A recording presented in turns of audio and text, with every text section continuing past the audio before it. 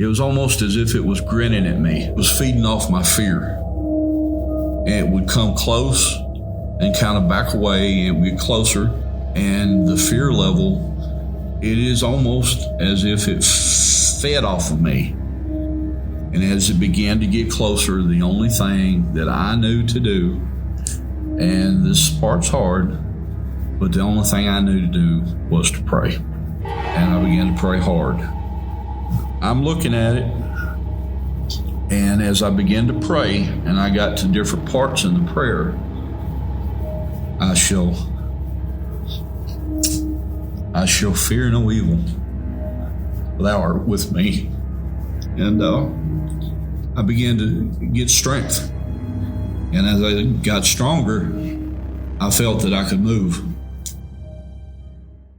Also, the other thing is I edit every episode for 3 hours. So you're going to see the behind the scenes Bigfoot Society. Is going to be a good time, but a lot of it might be edited out. We'll see. So, all right, Bigfoot Society, we've got a good friend with me today. We've got Mr. Martin Groves from the LBL region, and we are live at Monster Fest. How are we doing, guys?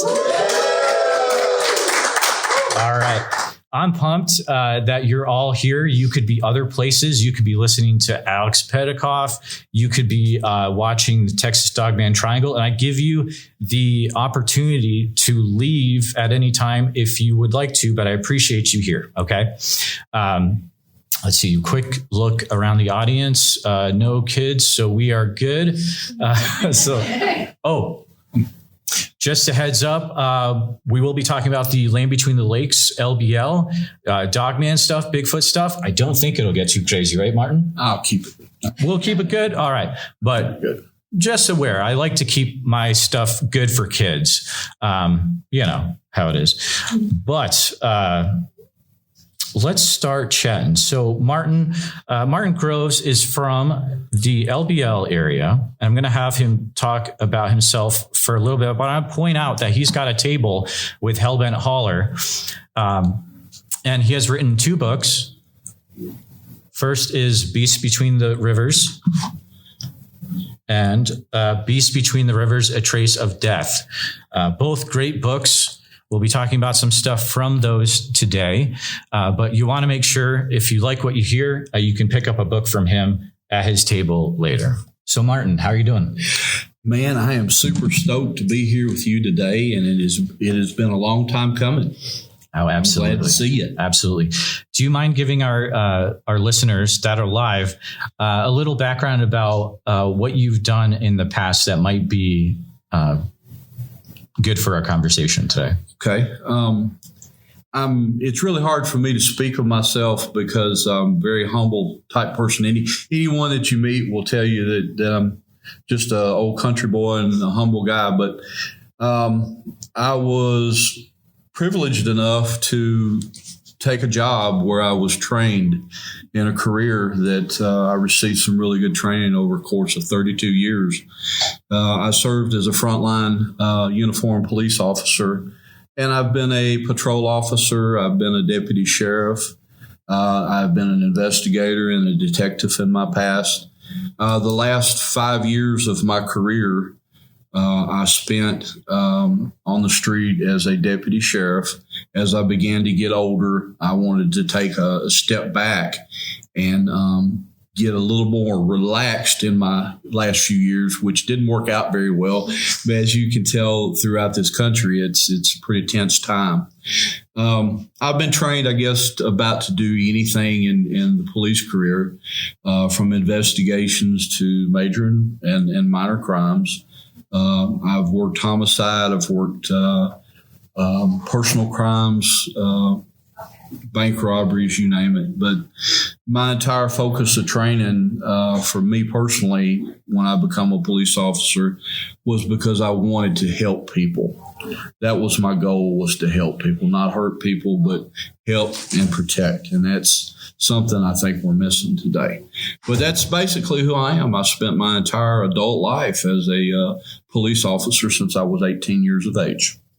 Oh, that's great. And you can tell from, the great thing about this interview is I can talk to you face to face. Yes. A lot of Bigfoot Society interviews, almost all of them are across the screens, right? So It's very cool to be able to look into your eyes, and I can tell that you are 100% genuine. It's very cool from our time talking earlier. Yes. One of the quotes from your book that I found interesting was, I too have seen monsters. And reading through your books, you've really had some interesting things happen to you and some interesting people talk to you about things. But I'm curious. I always like to find out, what was the one thing that first set you down the road to noticing that, wow, there's something weird going on in this area. What's this Dogman thing? What's this Bigfoot thing? In 1993, if you had spoken to me and asked me about Bigfoot or Dogman or any type of cryptid or inhumanoid creature that might roam the world or America, I would have laughed. I'm being honest. I would have laughed. As a child, I recall my father had taken me to see the Patterson-Gimlin film. And I was of the sound mind of, there was one Bigfoot, and her name was Patty, and she lived in California, and there wasn't anything anywhere else, and that was it. And but in 1993, I had a experience that would totally change my life. Do you mind sharing about that experience? Yes. Okay. 1993, I had been a police officer since 1980. And I had already been what I would call past the rookie stage and was what I would refer to as what we call each other as a seasoned veteran on the street. And so I had seen a lot of bad things in those periods of time, and we had made a decision. One of my coworkers and I, we worked midnight shifts together. And an individual that I will tell you, his name is Harry, and that is out of respect for him. He has now passed away, but Harry never wanted his story told, and he didn't want his family to be ridiculed in any manner. So I have honored that. Unfortunately, most of the folks that I've worked with and have known, it didn't take them too long to figure out who Harry was, since he was one of my best friends. And to tell this story, I would like to tell you a little bit about Harry, not about myself. Was not as strong of a man as Harry was. Harry was the kind of guy, when you meet him, and you could tell by looking at him, he was one heck of a strong man, and he had no fear, zero fear. He had extremely, his background was he was very religious. And so he felt like that as long as God was with him, he had no fear on the street. I've seen him do some pretty amazing things. There's a purpose of me telling you this, and you'll discover why. But Harry and I, we were, some people would call us a menace on the street at nighttime. You have a riot, you call Harry or you call for Bubba. And we would go in, take care of business, and it would be put to a halt. And Harry was a certain kind of individual that he would be extremely nice, but if he told you to do something, he meant it. So I paired up with him. We decided to go into the Land Between the Lakes and get some R&R. And to spend some downtime, we had worked some pretty horrific crimes that year that I remember well. And so we wanted to do a primitive what they call backcountry cabin camping in the Land Between the Lakes. Now, I don't know how many folks that are here have been inside Land Between the Lakes, but for our area, this is the Yellowstone for Tennessee and Kentucky. I mean, of course, can't compare to Yellowstone, but for us in this region, that is Yellowstone. When you go into LBL, it's pitch black darkness. There's no artificial lights. You might get into the campgrounds, and there are a few campgrounds in the edge of the lakes, and you will see some electric light. But generally speaking, you're in an area of 170,000 acres.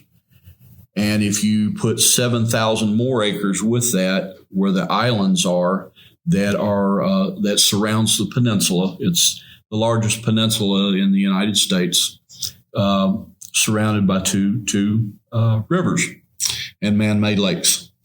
So there I've set you up for the story and where we can go right into it. We went in on a Friday evening. Harry and I had prepared ourselves to be just as we were like Jeremiah Johnson or Daniel Boone. We had that thought of mind, and we had kerosene lamps. We did have a couple small flashlights, but they were tiny. And so we used a kerosene lamp, and we went in, picked us up a really cool campsite, got set up for the night.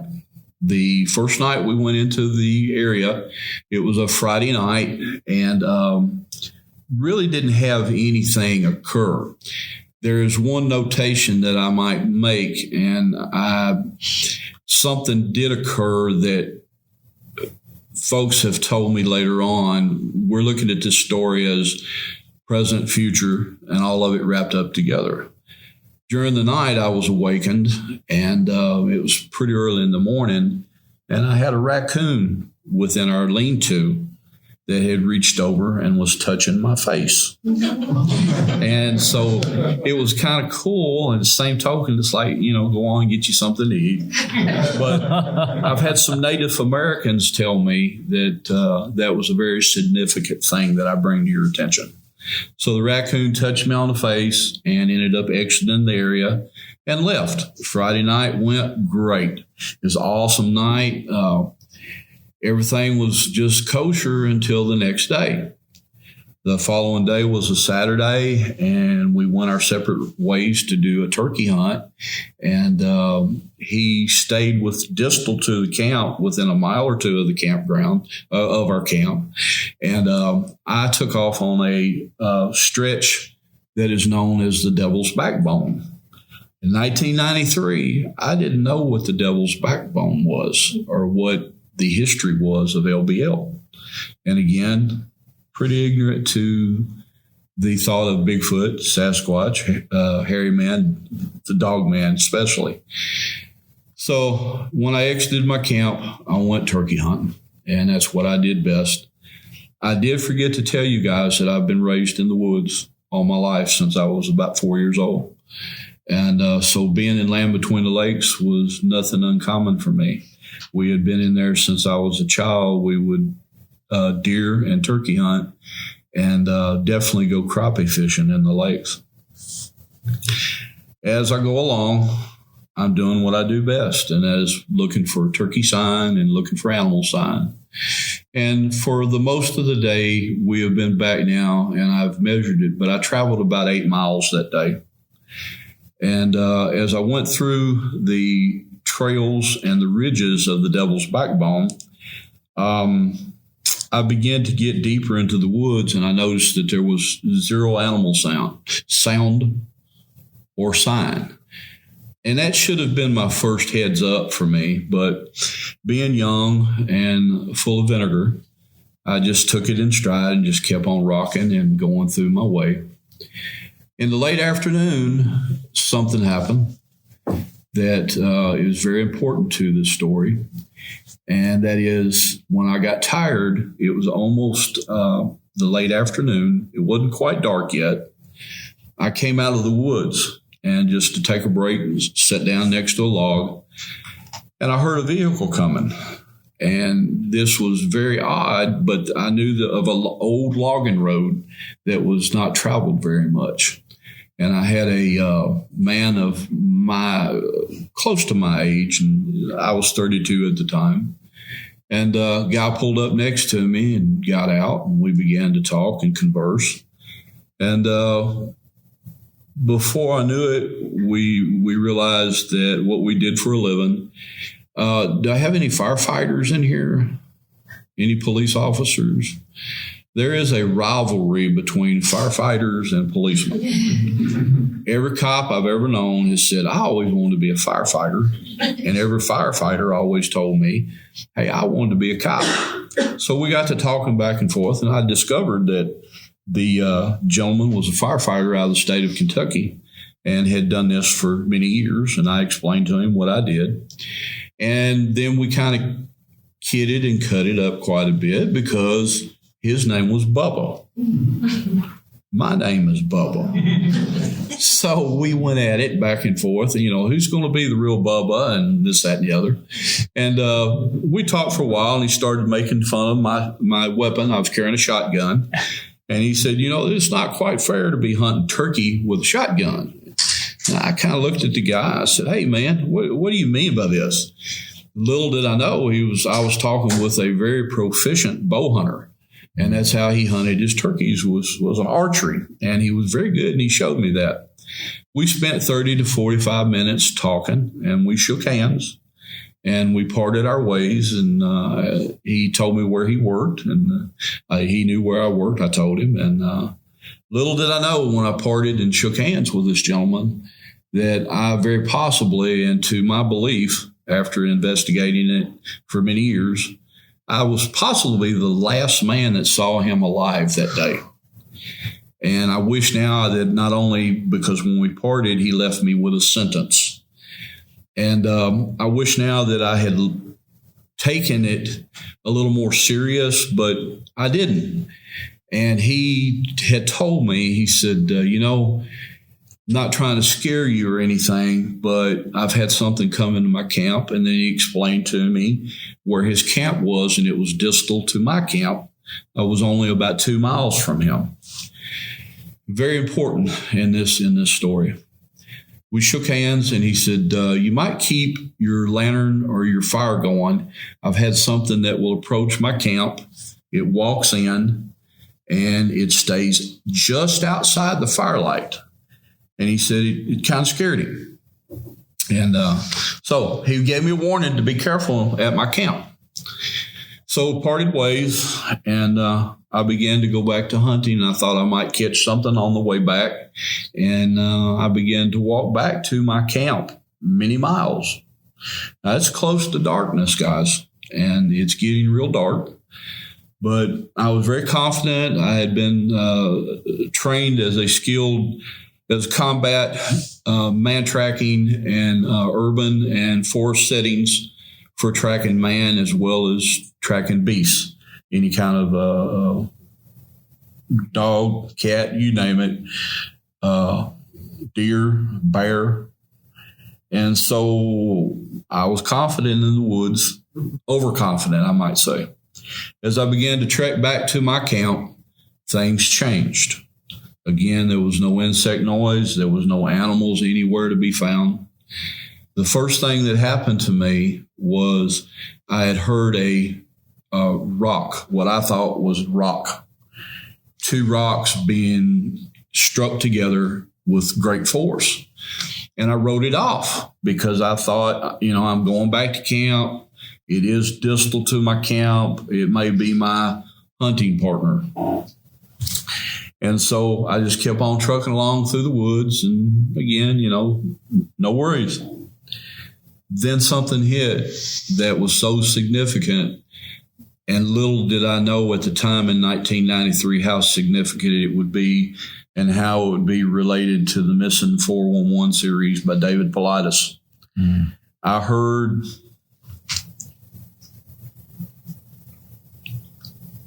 a noise in the woods that I've never heard again.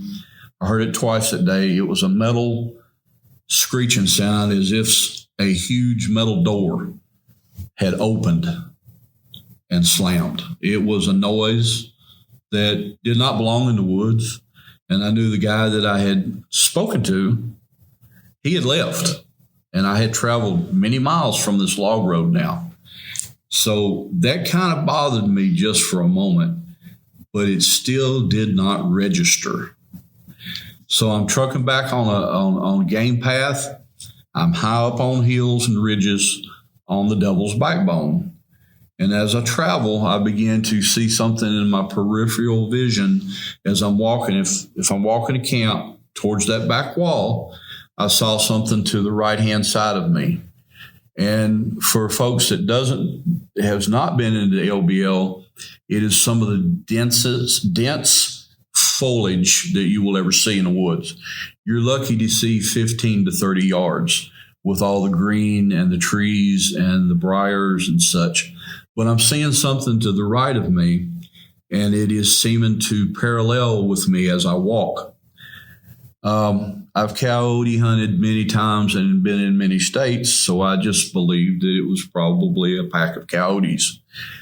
In the Land Between the Lakes region, you can see as many as 30 coyotes in one pack.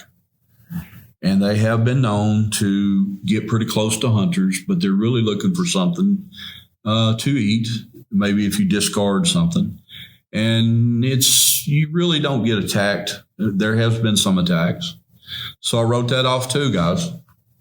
And there's a reason for me telling you that. I was just too lax, and I should have been paying closer attention. So as I began to walk, these things began to get closer, and I could tell that there was at least 3, possibly 4 animals that were quadrupedal on all fours. And as I walked along, the first real indicator that it was time to be scared or frightened is that as I walked, they would walk.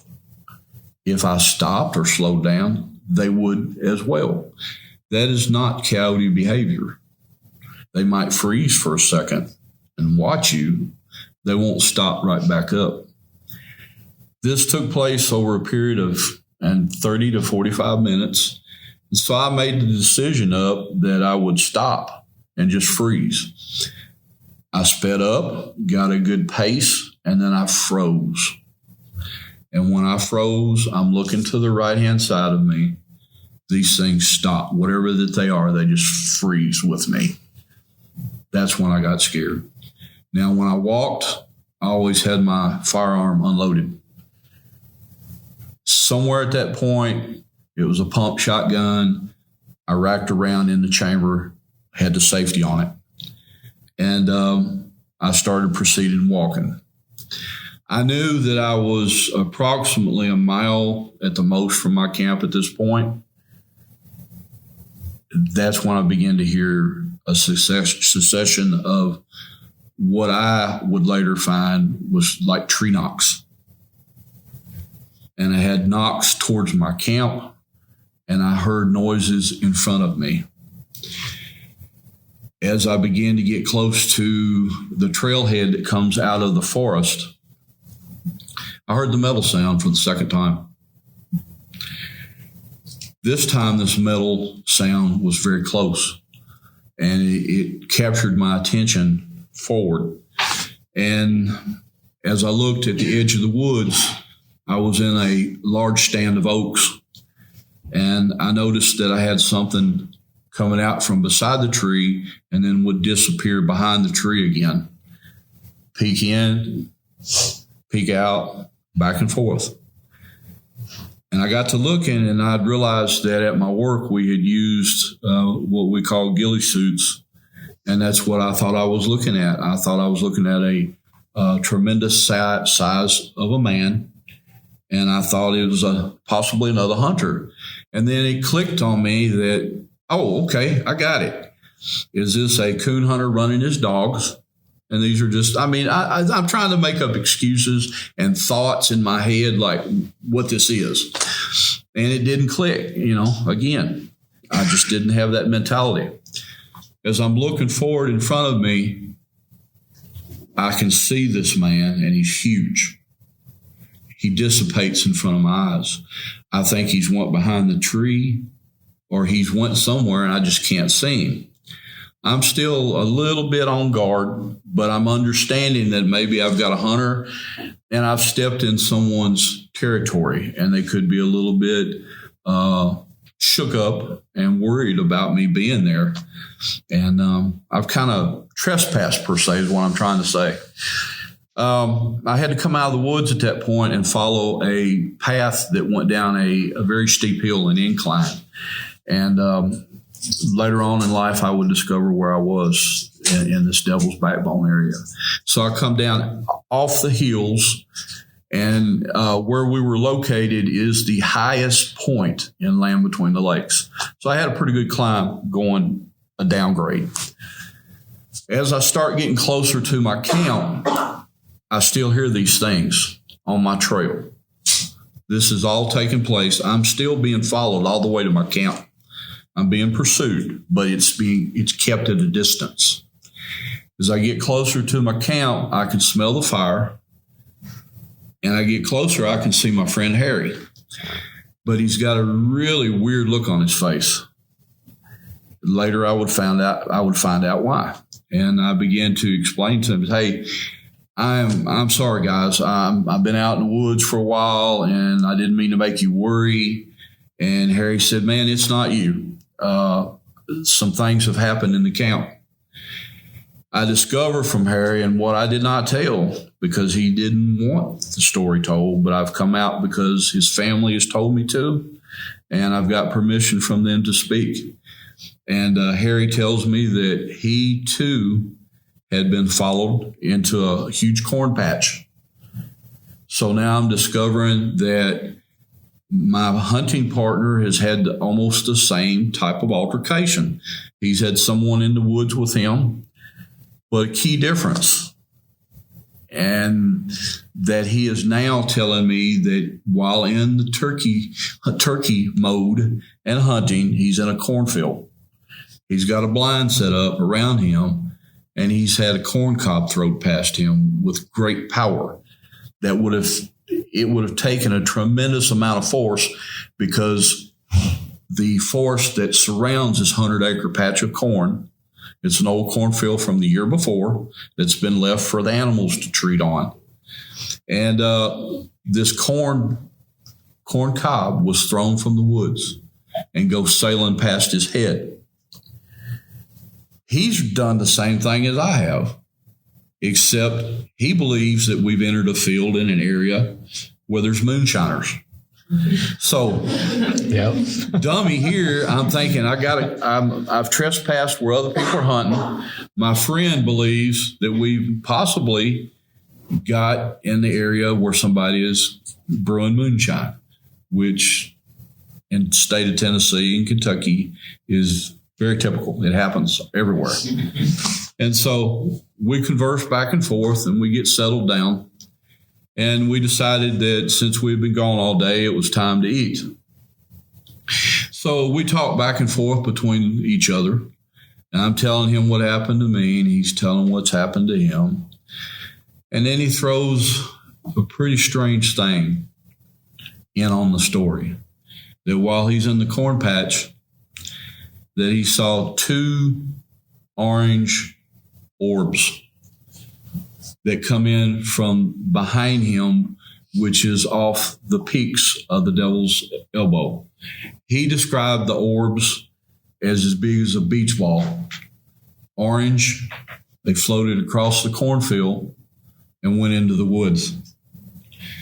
Now, this time, I don't have a clue what to think. And honestly, right now, I don't have what clue to think either, other than stories that I've received from other hunters and people who have researched these kinds of things.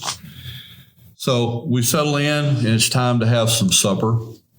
We've got the campfire going, and we're going to eat. What takes place is very hard to speak of, and I will speak of it as clearly as I possibly can and try to keep any emotion out of it. We're standing in front of our fire, and there is a 50 to 70 foot cliff above us. It's made of limestone, and things are beginning to come off this limestone, off this wall. First thing that happens, we have a small pebbles or little bitty branches, and things fall all the time in the woods. You're not paying attention. Then we have about a 6 to 8 foot piece of wood that's been broken off, and it comes off. It doesn't strike. It doesn't fall and hit anything. Comes sailing off the top of the cliff and hits a few feet from us. And it's a good sized piece of wood. It's nothing small. Starting to get into the freak out stage, and we're discussing, and we believe it's the possibility that we're being surrounded by hill people or moonshiners, and it's time for us. They're wanting us to go. Now, I told you guys at the start of this story, Harry's the kind of guy, he ain't scared of much, and he's not leaving his camp. And I've made the decision, this is our camp. We picked it out. We're miles from anybody else. There's miles that anyone else can go camping and hunting. This is our spot. And I guess we had the ideal of this is our fort and we're not going anywhere. And this is where we'll make our stand. And as we're standing there, you've got the noise above us. I see something again, I'm looking at the wall back here now. That's the limestone. I see something to the right-hand side of me, and I see some glowing eyes. Back that up. I see something glowing. I want to ask real quick. You said you were prepared to make your stand. Yes. Internally, were you thinking, this is it?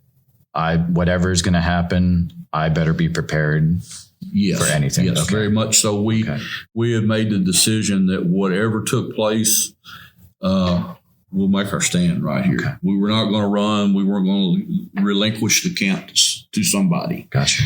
And it's a very good point. Very good point. And so if you've ever been out in the woods or anywhere else and you see a cigarette glow, someone's drawing on the cigarette and it gets real bright, cigarette, cigar, or something. That's what I was saying. So now I'm further convinced that we've got some old yahoos and these hillbillies not going to run us out because we was hillbillies too. And so, to be honest with you, that's our thought. Hey, we ain't going nowhere, man. And I'll be honest with you, we was armed pretty heavy. We were armed. And so this thing that's standing beside the tree, I really believe it's a man back there smoking a cigar. Harry sees it too, and he said, I'm gonna get this guy, man. And so we stood by there, and he started to back away from the fire a little bit. I knew what my partner was going to do because I'd seen him do it 100 times. You go snatch somebody up. And I'm standing there. All of a sudden, to distract us, a 25 to 35 pound rock comes flying above us. We hear it sailing. It didn't fall. And the reason why I give you these descriptions so you'll understand, it doesn't go clunk, clunk, clunk down the wall. It comes flying and we can hear it. It lands right between us, closer to my partner than to me. And then when it hits, it thuds. By this time, I've had enough and I lose my composure and I go into my policeman mode and I begin screaming. Who's out there? Maybe some colorful metaphors or something, but something came out and I said, hey, we're police officers. We're armed. You don't come into people's camp at this time of night. Come out from behind the tree. Harry begins to walk away from me, and that's when the encounter comes into play, and it gets real deep and it gets heavy. Okay. Folks, what you're about to hear is so far-fetched that it's hard for anybody to believe, except from where I've heard other witnesses. 20 years later, I hear people say this. I began to hear a very guttural growl that I cannot describe. A farm boy, I've been on the farm where if you kill a pig, they have some pretty intense sounds. I look back now and I think about it that it was almost like a demon, and I could hear it. And it began to get extremely intense. Harry has froze. He's a few feet from me, but he is frozen. He turns around and looks to me, and he gets a little closer and takes 2 or 3 steps, and we go into a combat stance like we've been trained at work. We're almost shoulder to shoulder at this point. Then it changes. The growl gets lower, and as it gets lower, we can still hear it, but now we feel it. It begins to vibrate. And it vibrates and penetrates my chest. The same thing is happening to me. I can see it's affecting Harry as well. And it begins to penetrate in my chest. And I begin to get tunnel vision. It's almost like an energy level that there's no way to explain it. My breathing became erratic. I began to feel like I was going to pass out.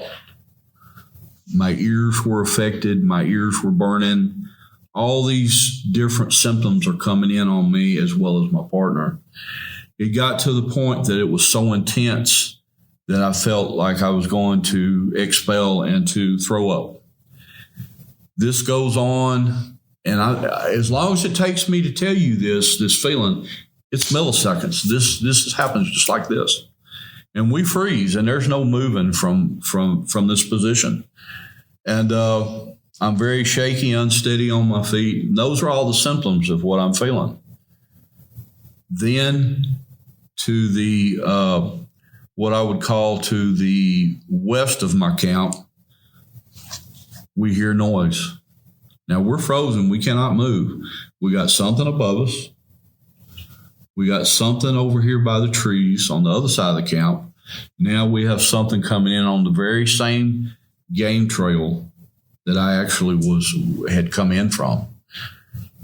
Looking back now, I know whatever followed me through the woods had just stopped at the camp and was waiting. This beast, this creature that is not supposed to exist, comes walking in on us from this trail. Folks, I'm looking at something that stands 6 to 7 foot tall.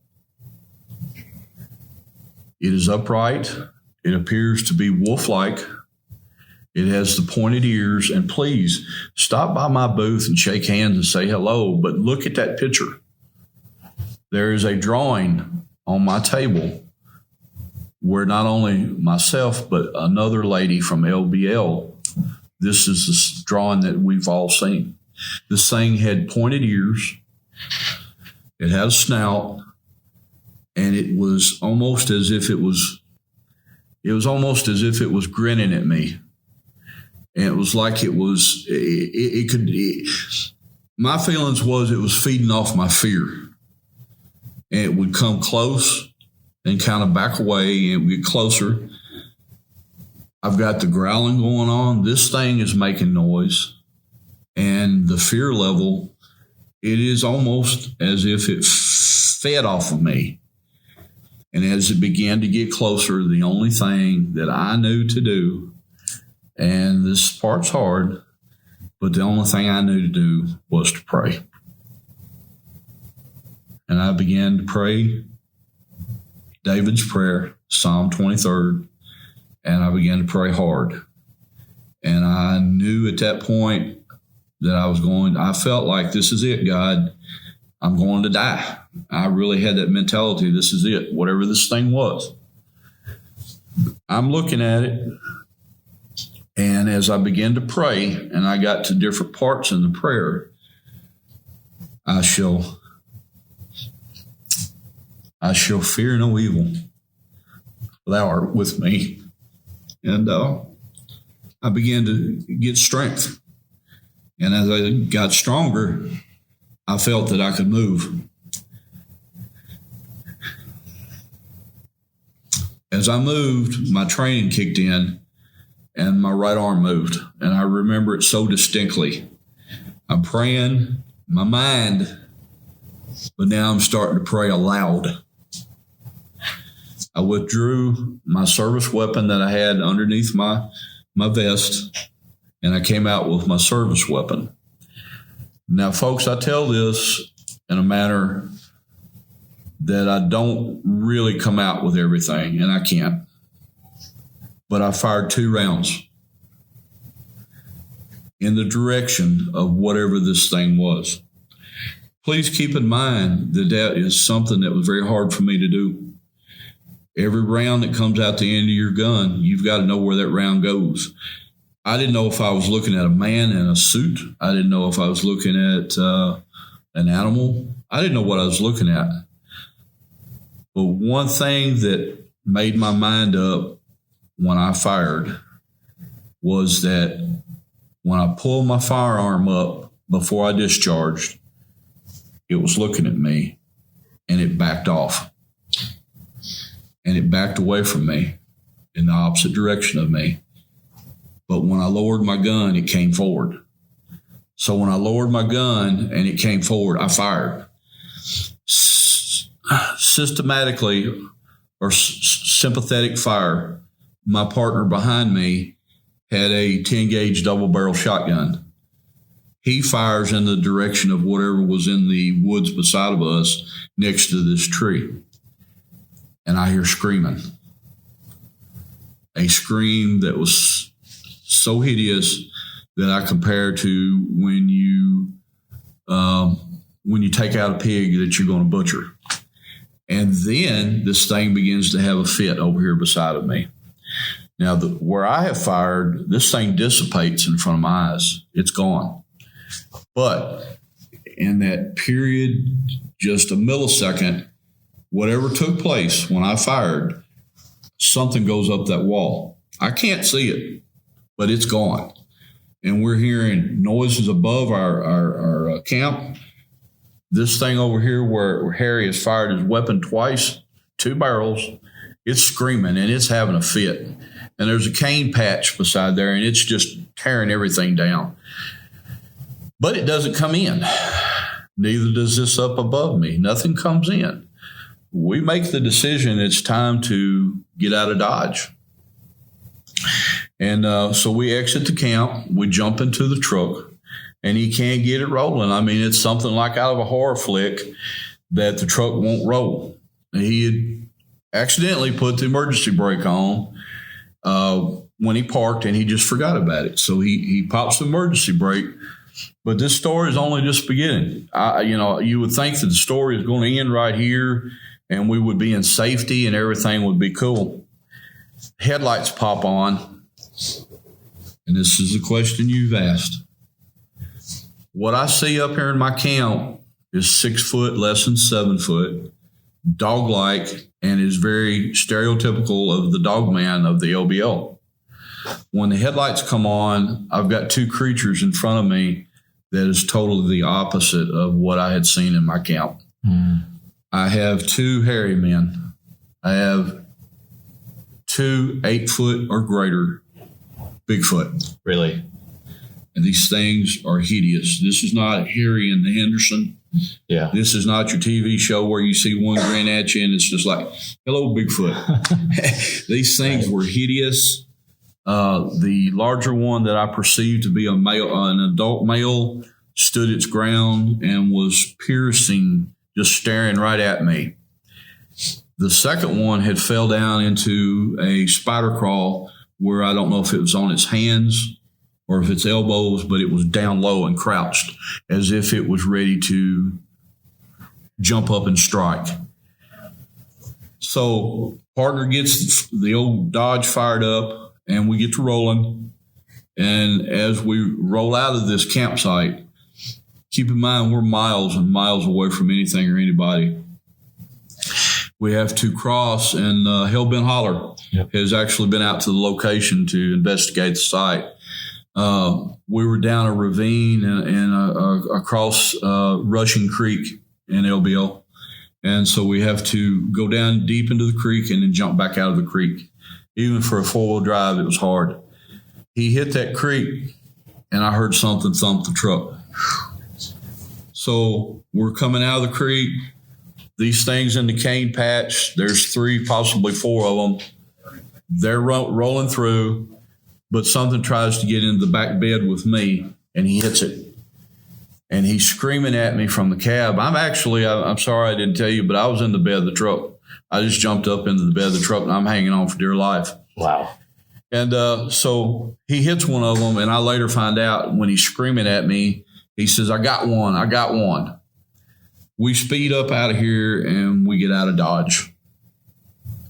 Our first instinct, or mine was the opposite of my hunting partner. He wants to exit LBL and not tell a soul. We're police officers. There's no way that we're going to tell anybody anything, because these things don't exist. They're not supposed to be alive. They just don't exist, was the mentality and mine. And so about a mile or 2 up the road, I'm beating on the cab of the truck, let me in, stop, let me in. And he was well known for being a pretty fast driver at work. I finally get him to stop, and he lets me get in the truck with him. And we head towards the southern exit of LBL. He wants to leave. And I'm to the point we're almost verbally fighting with each other. We've got to go to the check station. We've got to go find some authorities. I've discharged my firearm. I have an obligation to report this. And Harry is to the point we're not telling nobody anything. I'm going home. You do what you want to. And he's flying. And finally, I really had to be forcefully with him and tell him, stop at the check station. After coaxing him into it, it's late. It's almost midnight. He pulls into the LBL South check station. It's closed. There's nobody there. 1993, they were driving two-door cheap Jeep Cherokees. And so there's 2 or 3 of them in the parking lot, but the lights are out. I convince him that we're going to the North Station, which is 43 miles away from the opposite end. It's about 43 miles one way. He doesn't want to do that. And so we compromise and we stay on the TVA guidelines, which is totally mowed down and there's nothing growing. So we can see for great distance. So if anything comes close to us. And he gets inside the truck, rolls the windows up, locks the doors. I agree to stay on top of the cab of the Dodge truck. And I set up and I watch the fields around us. And folks, we have a child in here, so won't say it, but we were pretty dirty and nasty by this point. If you've studied anything like this, most folks that are hit with a level of energy or what some folks refer to as possibly infrasound or a type of infrasound, you lose your body functions.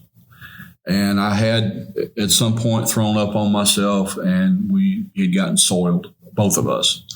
So we stayed. Next morning we get up, we get cleaned up, we change our clothing, and we're going to the South check station. As we begin to prepare, we can see maybe a mile down the road, we see 3 or 4 marked units coming.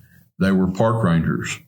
But by the time we got out to the road, they had done whizzed by us, and they're going in the direction of where we were camping, which is Russian Creek Road. And if we have time, I need to tell a little about something that's taken place there. So they go in, go ahead. What's our time level? We're getting there. Okay. I can already tell that I'm going to ask you probably to come back on for a future episode. No problem. You want me to end it up now? A little bit. The story is incredible, and everyone needs to get the book. And I wish we could talk for 5 hours. Dang it. Mm-hmm. To end the story up, where those patrol vehicles were going to, they were going to the camp of my buddy that I met that we call Bubba, the Kentucky fireman. And 2 turkey hunters had actually walked in and were going past his camp, going to hunt that morning. And they discovered his body. And he had been pulled out of his tent during the night. Whatever attacked him had broken his bow in half. If you've got any bow hunters, that's almost a feat that is unreal. It broke the bow, but it eat the man, and he was predated on. And so that's where they were headed to. Long story short, we do go to the South check station where we are accosted and we are treated lesser than a citizen. We are told that we're going to be arrested for poaching bears and said that they had reports of a bear that had mange and that it had been bothering the campers for the last couple of weeks, and that we were just scared city folks and we didn't know the difference between a bear and what we had described to him. They held us for quite a period of time and contacted our sheriff's department, took our firearms away from us, and we were held there for a couple hours until we were finally told, leave, don't ever come back up here. And if you talk about that, and we'll talk about it at a different time, but we were told to keep our mouth shut. To end this, what brought me out of the woods? Why did I come out of the closet? In 2020, you will not find anything on any paper or on the newsreel. But in 2020, a husband and wife entered the Devil's Backbone. And when they went in, they parked their car at the edge of the South Check Station, and they've never been found. When I discovered this, I couldn't live with it any longer. And that has set me from 1993, I have secretly investigated the LBL until this point right now. And the things that we have found and the things that we have discovered, there's between 25, depending on who you speak to, there are between 25 and 28 people that is attributed to unknown animal attacks in the LBL. So there you have my story, and I hope I was able to convey it to you in a manner that you can understand. It's not an easy story for me to speak of, as you can tell, and it's something that haunts me to this day. My wife is here. If you'd ever want to stop by and speak to my wife will tell you of how that it has affected a seasoned police officer that wasn't afraid of anything, that I have nightmares constantly. I'm still battling them. Yeah. I'm still fighting them. Martin, your story is incredible, and I'm so glad that you were able to come forward and share that in different ways. And we had talked earlier, and you said we just have a few minutes left, but you said we need to make sure that we talk about the correlation or the connection between Bigfoot and Dogman in the LBL. I don't know if we can fit that in. Okay. Since 1993, I have investigated heavily. There's been a longstanding rule between researchers and people that speak of the LBL that consider themselves to be an authority or per se expert researchers. And they say that Bigfoot resides on one end of the LBL and the Dogmen only are seen on the opposite side. But in reality, the correlation between the two, not only are they in the same areas, but we have discovered where some of the Bigfoot are always accompanied by a pack of these creatures or beings, whatever that they may be. And it's extremely fascinating within the last year of the tracks that we have found and of all the witnesses who have come forward. And let me assure you guys of one thing. Every park ranger in that place, they'll tell you nothing resides there. However, every single one of them get the reports and they know what is in these parks. And interesting enough, Cryptid Studies Institute, a very super folks, family that have been investigated, they're very religious, the most impeccable witnesses you would ever meet. They would never tell any fabrication. Their brother and sister and their father started this investigation team. They were in May the 17th, and I was there, but I was not with them. A group of researchers were in. If some of you have ever heard of Bart Nunley or like Hellbent Holler, people like that, they were not there this time. The Hendersons observed on May 17th between 10 and midnight, and they had a chief of police with them that has retired out of the state of Western Kentucky area that I will respect his name because he doesn't want his name mentioned.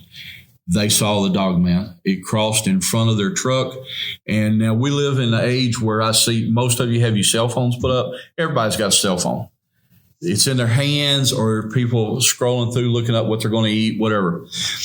These three researchers were such in awe and so struck by what they saw that they couldn't even get to their cell phones. This encounter lasted less than 20 seconds.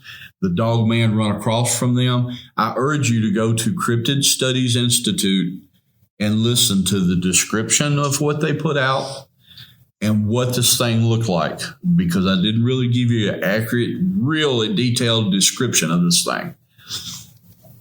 But there's your correlation. These things run together. Now, a young lady, it'd make this quick. A young lady just hit me up. She had seen us in the movie American Werewolves. Yep. And Seth did an incredible job with that and allowed us to get some information out. The lady came up to me and she traveled all the way from Virginia to actually see me and ask me one question. And the question was, what was the correlation? What was the role of Bigfoot with the Dogman that night? And she wanted to know, was it there to protect us or was it there to direct the Dogman who acted like like a hunter and their bird dogs? I have no answer, but I can give you my opinion. And I believe that these two Bigfoot, and the lady said it best last night on the panel, they have different personalities. Yep.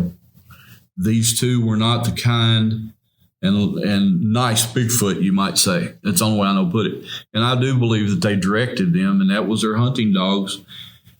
And last thing, very quickly, Demumbers Bay. 11 people have been massacred in Demumbers Bay. Yeah. This October of last year, we found where two Bigfoot were with a pack of at least 3. They killed a deer in the middle of the campground, broke its neck, pulled the head, spine off, took the rest of it with them. But the tracks indicated to us and showed us Bigfoot was there, Dogman was there present, and it was as if the Dogman chased the deer directly towards the Bigfoot. So is it possible that's what was taking place that night? We were supposed to get eat up. So anyway, it's very interesting to be here with you guys. I hope I was able to give you some thought.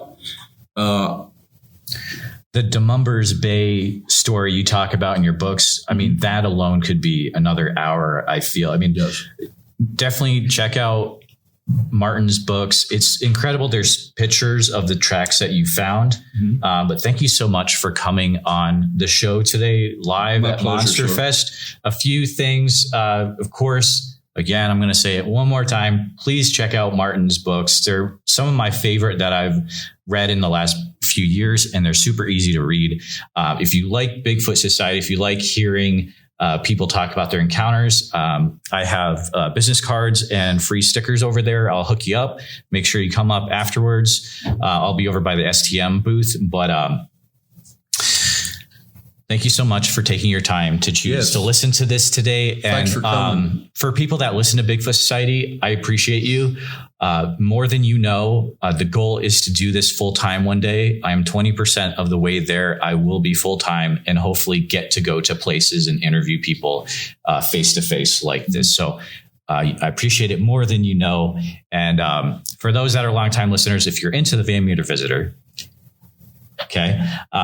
Some people will get that. There are shirts that should be only at the festival, actually here at Monster Fest at Map in Black's booth. So make sure you don't miss out on those. But thank you so much for coming. Thanks, everybody. Martin. God bless you all. Glad to be here. Special thanks to Seth Breedlove and Small Town Monsters for inviting me to Monster Fest as a guest this year. Without that, this episode would not have been possible. If you'd like to make a special one-time donation to Bigfoot Society, you can head on over to our Buy Me a Coffee page. And I'd like to shout out someone who has bought us a coffee this last week, Mr. Waylon W. Colburn. His message is, I love the show. I used to listen to... Insert the name of another popular Bigfoot Encounter podcast. But they never have any new stuff. Keep up the good work, my friend. Well, I appreciate that, Wayland. If you'd like to buy me a coffee as well, you can head on over to the show notes and find the link in there. Become a supporting member of the Bigfoot Society podcast by going to www.patreon.com/the Bigfoot Society and receive extra episodes and early ad-free episodes as well.